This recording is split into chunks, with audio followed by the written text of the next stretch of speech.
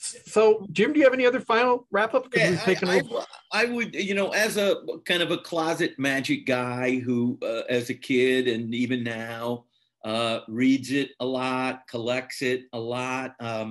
Could you just talk about your friend Johnny Thompson a little bit, and then maybe also talk about just Penn and Teller in terms of, I don't want to say are they nice, but that's essentially what I'm asking. It was like, Sure. what kind of people are they, or were they? Johnny Thompson was really something else. We refer to him as one of the last of the general practitioners because he could perform a stage act, as the great Thompsoni. He could do a parlor show without a problem, and he could do fantastic close-up sleight of hand. He was really a master of sleight of hand. And Johnny was great. Johnny was, he had always been, he and Pam both been so lovely to me and my family. When we lived in Vegas, we'd go over and have dinner over there a lot. Pam Thompson and my wife were great friends, but Johnny did not suffer fools gladly. So, Johnny could get really upset about some things and often got upset about things about Fool Us because there are decisions made that you say, well, this isn't going to produce the best magic that we can do, but it's a decision that the network wants. And to get angry and physically upset and emotionally upset about what the network wants is like getting upset over the fact that the sun rises in the east. I mean, you can stand in your front yard and raise your fist and yell at the top. It would look better if it was the north, but that isn't going to change anything. It's not going to change a thing.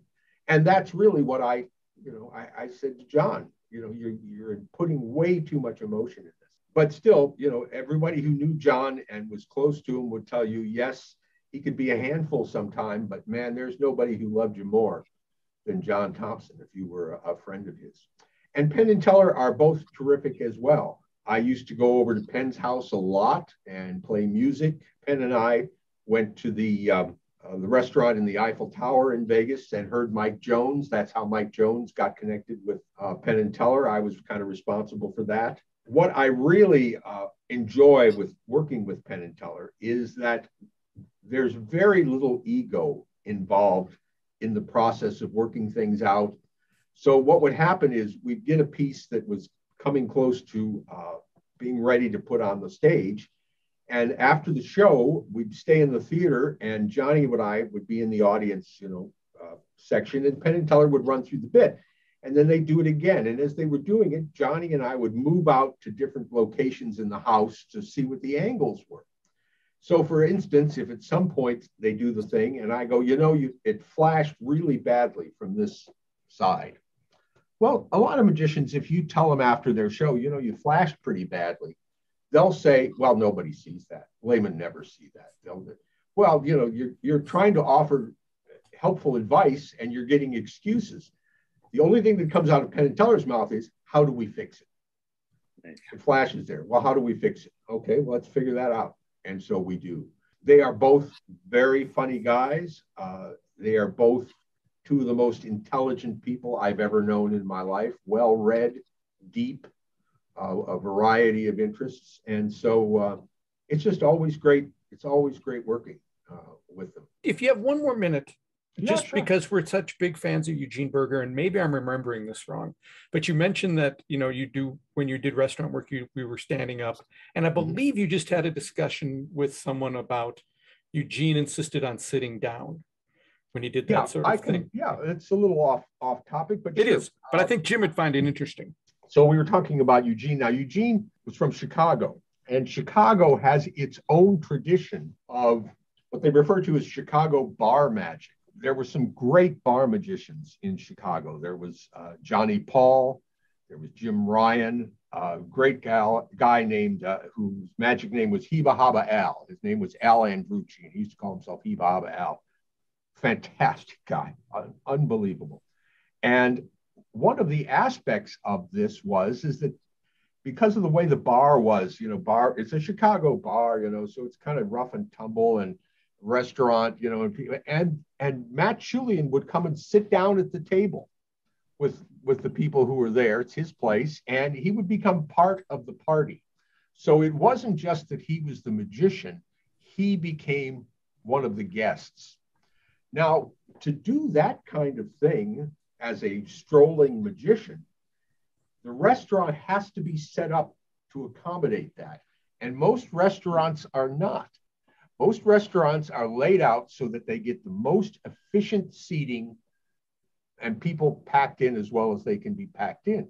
So that if there are 4 people at a table, that table is designed to seat 4 people.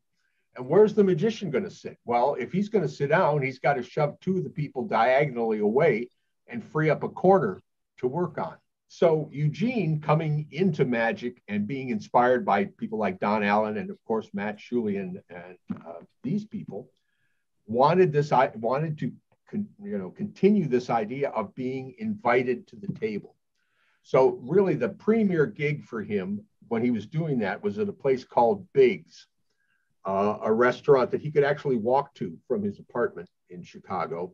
And it was the perfect setup for him because one of the, a maitre d' or the owner or a manager, somebody would introduce him to the people at the table, would walk up and say, I'm sure you all know that we feature magic here on Wednesday and Friday, or Wednesday and Thursday. And I'd like to introduce you to our house magician, an extraordinary performer. Please welcome Eugene Burger. And, wow, who's not going to let you sit down and join the party with that kind of a thing? I mean, you've just eliminated the worst part of restaurant magic, which is cold calling on every table. I mean, here you have a guy coming in and, tooting your horn. Anyway, and that's why Eugene liked to sit down, because he liked to have that feeling of being one with the party. Now, in my career, I started working restaurants in 1978, and I never worked a restaurant where you could easily sit down. You just couldn't. It wasn't available. And I have written quite a bit about this, but I prefer to work standing for several technical reasons. But one big reason is I'm walking up to a table, I don't know the people. So let's say it's a 4-top, and I'm working at the corner of the table and talking to the people on my left and right. If one of those 2 people is a jerk and is going to be a problem for me while I'm doing magic, and I'm sitting down, I'm stuck. I can't go anywhere. All I could do is cut the show short. But if I'm standing, then after my first trick, I say, as if it's part of the show, well, you guys have the good seats for a minute. I'm going to give the people in the cheap seats a better look. And now I walk around diagonally to the other corner, and I'm far away from the people who are jerks, and I can sort of do my job. But if you're not standing, you don't have the flexibility to be able to make that adjustment gracefully, I guess is what I'm trying to say.